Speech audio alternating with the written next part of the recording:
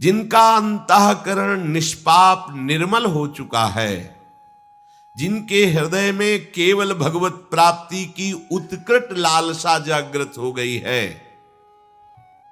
ऐसा साधन संपन्न उपासक परमात्म तत्व में प्रवेश पाता है। अध्यात्म मार्ग की ऊंचाई पर वो स्थित हो जाता है। यदि छंतु ब्रह्मचर्यम चरंती, जिनकी इच्छा एकमात्र भगवत प्राप्ति की है, यदि छंतो, तो उनको क्या करना होगा? ब्रह्मचर्यम चरंती, ब्रह्मचर्य का पालन करना होगा। प्रत्येक इंद्रियों का निर्विषय हो जाना वास्तविक ब्रह्मचर्य है। केवल जनेंद्रिय से ही ब्रह्मचर्य को नहीं लेते। हमारी प्रत्येक इंद्रिय भोगों से रहित होकर भगवत अनुराग में, नेत्र प्रभु को देखना चाहते हैं, त्वगेंद्री प्रभु को स्पर्श करना चाहती है, घ्राणेंद्री प्रभु के श्री अंग की गंध पाना चाहती है, श्रवणेंद्री प्रभु के वचन सुनना चाहती है। एक एक इंद्रिय अपने प्रभु में लग गई, अंतर्मुख हो गई, बाहर विषयों का त्याग हो गया। इसे ब्रह्मचर्य कहते हैं। पर प्रारंभिक ब्रह्मचर्य में जनेंद्रिय का ब्रह्मचर्य अत्यंत आवश्यक है। यदि जनेंद्रिय जन्य व्यभिचार दोष से युक्त है तो कदापि उसे भगवत प्राप्ति नहीं हो सकती। शुभ गति व्यभिचारी शुभ गति चाहे, असंभव। और भगवत मार्ग में सबसे बड़ा दुश्मन यही व्यभिचार दोष है, काम। इसी से हमारा हृदय मलिन होता रहता है। अंधा बटे और पड़ा चबाए वाली दशा रहती। हमें 50 वर्ष हो गए। अरे 50 जन्म हो जाए, तुम व्यभिचार करो, गंदी बातें करो, गंदे चिंतन करो, सो समय व्यतीत कर, अनंत जन्म व्यतीत हो गए, भगवत प्राप्ति हुई क्या? 50 वर्ष से भगवत प्राप्ति हो जाएगी क्या? 5 मिनट काफी है भगवत प्राप्ति में। एक बार नाम काफी है। वो स्थिति तो लाओ। बार बार बहिर्मुख वृत्तियों के द्वारा विषयों में सुख बुद्धि कर लेने से हमारा सारा का सारा अध्यात्म चिंतन बदलता रहता है। इसलिए लाभ नहीं मिल पाता, एक रस चिंतन नहीं रह पाता। बार बार विक्षेपी विषय करते रहते हो, हम सहते रहते हैं और भोगते रहते हैं। एक बार तो हिम्मत करके उठो। अवलो नशानी अब ना नशई हो, एक बार तो दृढ़ बनो। बस मन के अनुकूल चलने की बात को तुम्हें रोकना होगा, तभी तुम्हारे अंदर यदि छंतो, ऐसी इच्छा जागृत होगी। पक्का पक्का ऐसा ही है। जब हम किसी विषय के वेग को सहते हैं, विषय नहीं भोगते हैं, तो मन बहुत जलाता है। उस जलन में फिर एक ही बात होती है, बस भगवत प्राप्ति हो जाए, झंझट खत्म हो जाए। कब तक हम इसमें चलेंगे? एक बार भगवत, वो जलन हमको भगवत प्राप्ति की इच्छा प्रकट करती है। अपने लोग क्या करते हैं? जलन को मिटाने की कोशिश करने लगते हैं। तो भगवत प्राप्ति की इच्छा क्या, भोग प्राप्ति की तृष्णा जागृत हो जाती है। भोगे हुए भोगों को बार बार भोगने की इच्छा का नाम तृष्णा है। बाहर और भीतर से कोई सहयोगी नहीं, जल रहा है उपासक, तब रास्ता निकलता है भगवत प्राप्ति का, तब इच्छा प्रकट होती। अब नहीं, बहुत जल लिया, अब तो केवल प्रियाजू के समीप जाना है, अब तो प्रभु के सानिध्य में रहना है, नहीं इन भोगों की जलन में जलना है। पर यहां तक पहुंचने के लिए जलना होगा, तभी लिखा सहित सहित बाढ़े भगति तास्तिति क्षस्व भारत, क्योंकि आगमा पाइनो अनित्यास, ये नाशवान काम क्रोधादि तुम्हें प्रेरित करेंगे। तुम इनके वेगों को सह जाओ, ये स्थायी नहीं है। आगमा पाइनो है, आने जाने वाले हैं, और ये सहन करने से नष्ट होते हैं, भोगने से बढ़ते हैं। यदि छंतो, अगर भगवत प्राप्ति की इच्छा है तो ब्रह्मचर्यम चरंती, ब्रह्मचर्य का पालन करना ही होगा। इसमें कोई गुंजाइश नहीं, क्योंकि आप चल ही नहीं सकते। ध्यान से सुन लो, ये मनोरंजन का मार्ग नहीं है। इसमें मन ही मार तन हारिक वृंदावन में गाज, इसमें मन मारना होगा। प्रायः ये मन को दुलार करने वाले लोग कभी भाग्य से सत्संग में भी आ जाते हैं, कभी श्री विग्रह के दर्शन करने भी मंदिर पहुंच जाते हैं, कभी तीर्थ याटन भी करते हैं, पर इनका कोई लक्ष्य नहीं होता। आज सुन लिया सत्संग, बढ़िया है, लक्ष्य नहीं होता। यहां लक्ष्य वालों की बात हो रही। यदि क्षमतो, यदि तुम्हारी ऐसी इच्छा जागृत हो रही किसी जन्म में भगवत प्राप्ति करनी, तो ब्रह्मचर्यम चरंती। आप सच्ची मानिए, जिसके निकालने में तुमको सुख की अनुभूति हो रही, उसको रोकने में कितनी सुख की अनुभूति होगी। उन्मत्त हो जाओगे, बहुत जल्दी आपके सारे के सारे करण भगवदाकार होने लगेंगे यदि आप ब्रह्मचर्य का पालन करेंगे। शरीर स्वस्थ, हल्का, मन प्रसन्न, नींद आदि पर विजय, कितने गुण ही गुण। और ब्रह्मचर्यहीन आलस्य, प्रमाद, भोगों का चिंतन, मन का डिप्रेशन में पहुंचना, कमर में दर्द, टांगों में दर्द, सर में दर्द, घबराहट होना, बिना किसी कारण के मन भयभीत हो रहा है, भोजन अपच हो रहा है, बिना किसी प्रक्रिया के वीर नाश हो रहा है, बिना किसी प्रक्रिया के। काहे को मृत्यु स्वयं स्वीकार कर रहे हो, ये मृत्यु है। चाहे भगवान दत्तात्रेय जी बोल रहे हैं या भगवान कपिल देव जी बोल रहे हो, जब उपासक को संबोधन करते हैं भगवत प्राप्ति के लिए, तो कहते हैं कि इस भोग वृत्ति को साक्षात मृत्यु रूप देखो, ये मृत्यु है तुम्हारी। जब शरीर राग त्यागना है तो तुम शरीर से भोग भोगोगे, तो आसक्ति शरीर की पुष्ट होगी, आसक्ति भोग सुख की पुष्ट होगी, है नहीं। कितने दिन शरीर रहेगा, कितने दिन भोग रहेंगे। विचारवान बनो, ब्रह्मचर्यम चरंती, ब्रह्मचर्य का पालन करो। उपासक जो ब्रह्मचारी होता है उसका खिला हुआ चेहरा रहता है, जैसे कमल खिला हुआ, बिना किसी कारण के उसकी मुख मुद्रा में प्रसन्नता होती है। जो ब्रह्मचर्यहीन होता है बुझा हुआ चेहरा होता है, तेजहीन, बिना किसी कारण के वो शोकग्रस्त लगता है। बैठा है, आपको लग रहा है शांत है, लेकिन आप चेहरे को देखो, वो एक शोकग्रस्त है, कुम्हलाया हुआ चेहरा, अशांत चेहरा।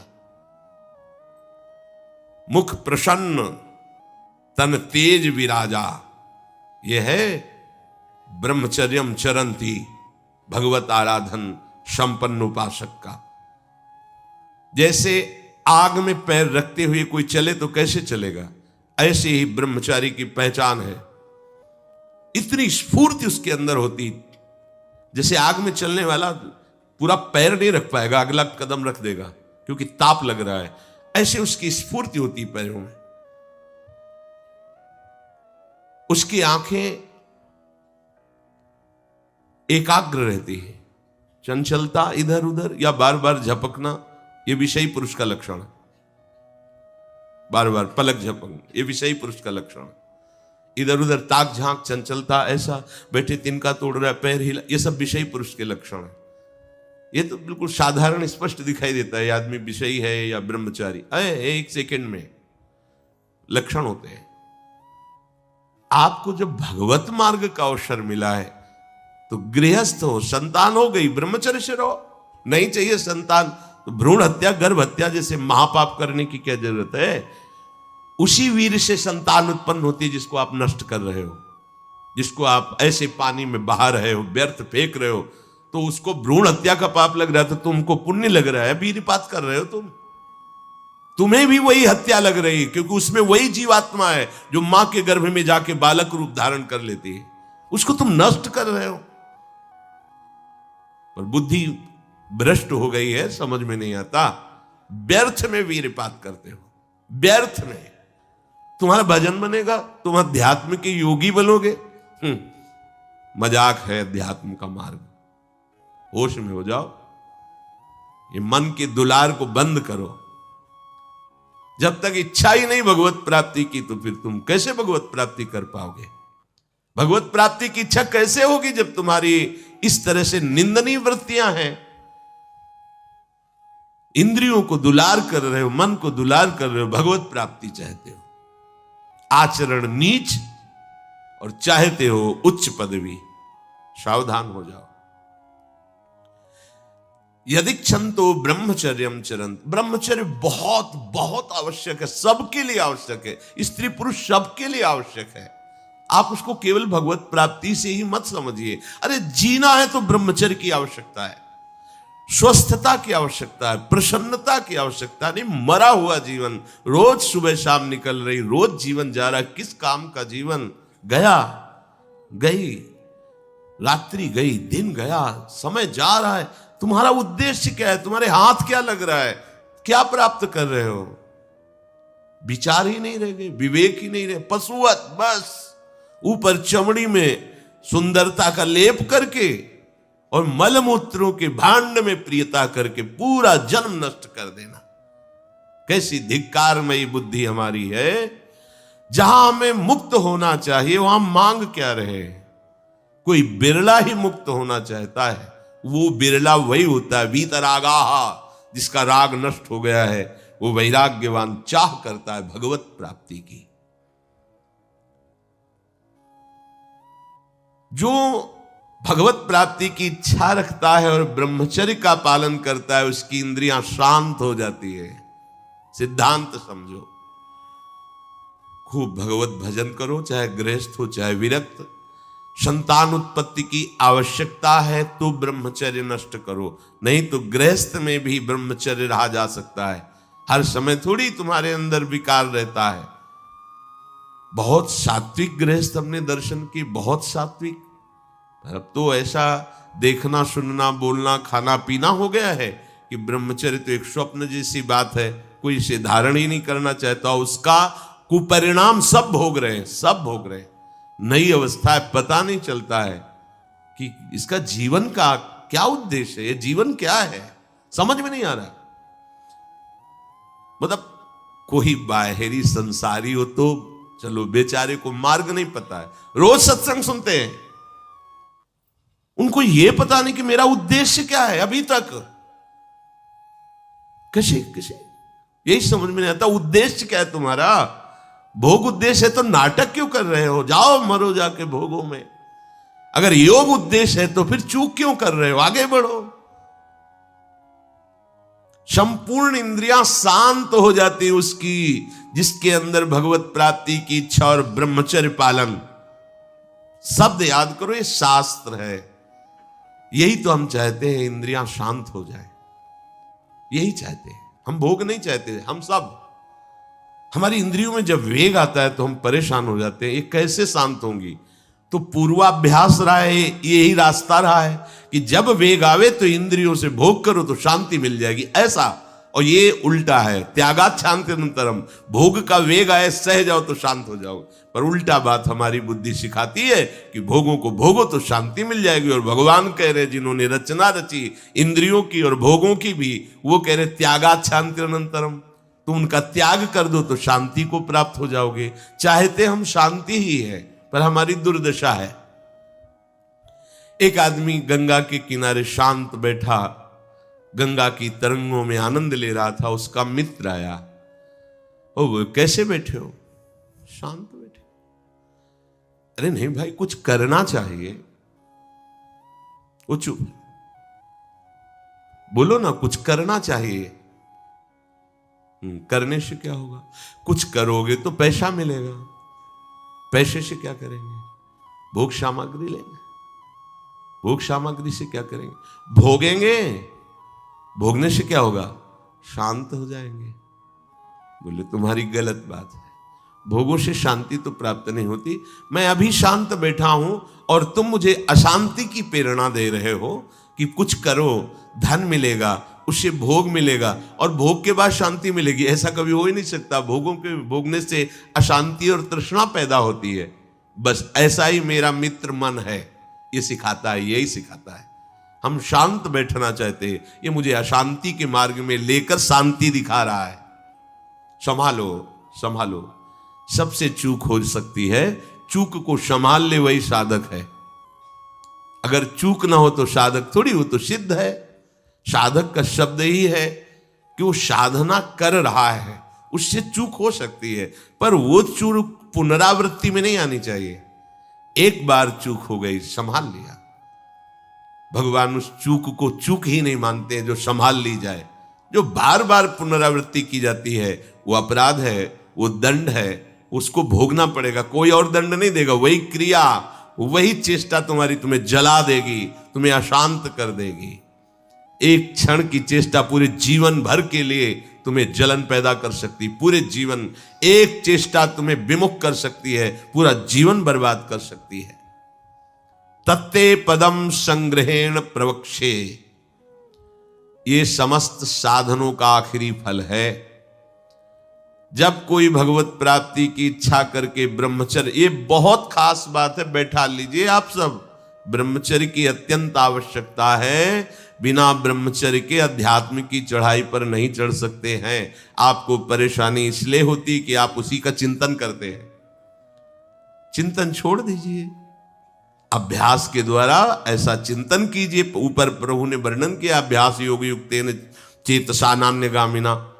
अपने चित्त को प्रभु के नाम रूप में लगाइए। भोगों का चिंतन ही ना हो तो कोई परेशानी नहीं भोग त्यागने में।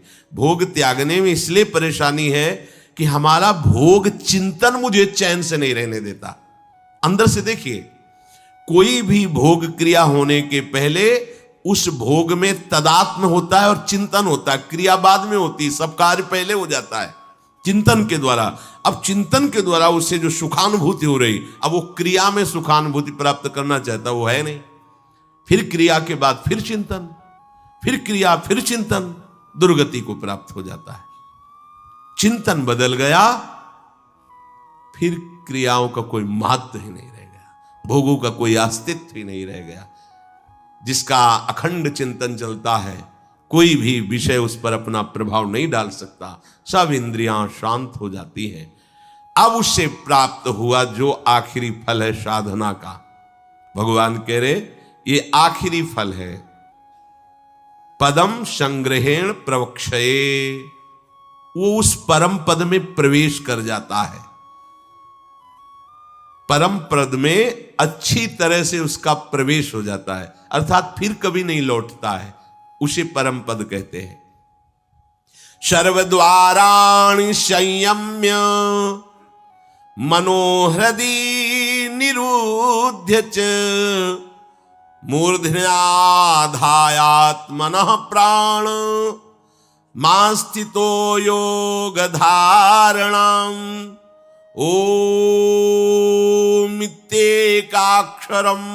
ब्रह्म व्याहरन् मामनुस्मरन् यह प्रयाति त्यजन् देहं सयाति परमां गतिम।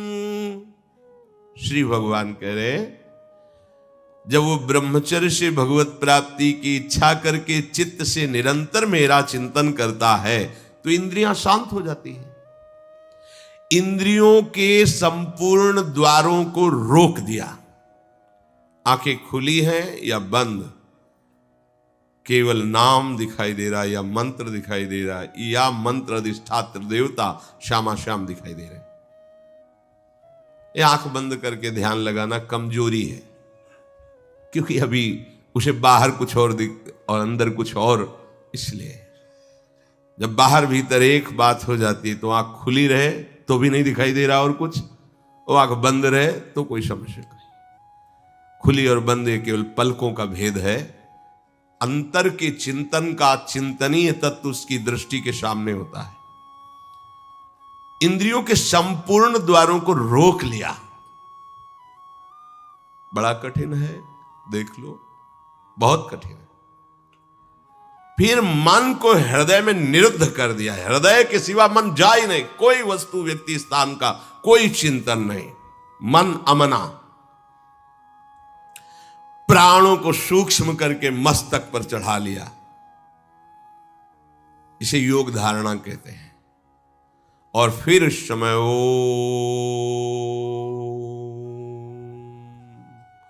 ये भगवान का नाम है ओम। ये ब्रह्म स्वरूप है, इसी से वेदों का प्रादुर्भाव हुआ है। वेदों का जनक है प्रणव ओम आ उमा, इन्हीं से वेदों का प्रादुर्भाव हुआ है। बड़ी महिमा है ओम की। उद्गीत, एक अक्षर ब्रह्म का मानसिक चिंतन करते हुए माम अनुस्मर, मेरा स्मरण करते हुए वो जब शरीर छोड़ता है तो सीधे परम गति को प्राप्त होता है। आप घबरा जाएंगे नहीं? घबरा जाएंगे ना ये बात सुन के? समस्त इंद्रियों को रोककर, मन को हृदय में निरुद्ध करके, प्राणों को इतना सूक्ष्म कर लिया है कि ब्रह्मरंध में स्थापित कर दिया, और ओम उच्चारण करते ब्रह्मरंध फटा, परम गति को प्राप्त हुआ। ये है शुद्ध परम योगी की गति। इसलिए महाप्रभु हरिवंश चंद्र जो बिल्कुल सरल बात कह रहे हैं और उसके साथ साक्षी भी दे रहे हैं कि ये मैं ही नहीं कह रहा हूं, ये बड़े बड़े महापुरुष कह रहे हैं। आरती मदन गोपाल की कीजिए, देव ऋषि व्यास सुखदास सब कहत निज, क्यों न बिनु कष्ट, क्यों न बिनु कष्ट रस सिंधु को पीजिए। आरती मदन गोपाल की कीजिए, आरती मदन गोपाल की कीजिए। हरिवंश महाप्रभु के बड़ा एक कष्ट का मार्ग है। चूक हो गई तो परम गति नहीं मिलेगी, लेकिन हम तुम्हें हंसते खेलते परम गति का मार्ग बता रहे हैं। हित सजनी जो परम कृपाल है, मदन गोपाल को अपने घर का ठाकुर मान लो। पद्मासन लगा के, प्राणों को सूक्ष्म करके, इंद्रियों को निर्विषय करके, मनोनिग्रह करके, प्रणों का चिंतन करते हुए, योग बल से प्राणों को मस्तक पर धारण करके, ब्रह्मरंध का भेदन करके परम गति को, वो परम गति बहुत हल्की होगी जो यहां मिलेगा। इस परम गति को प्राप्त महापुरुष भी महारानी जी के निकुंज में झांक भी नहीं सकते, नहीं झांक सकते।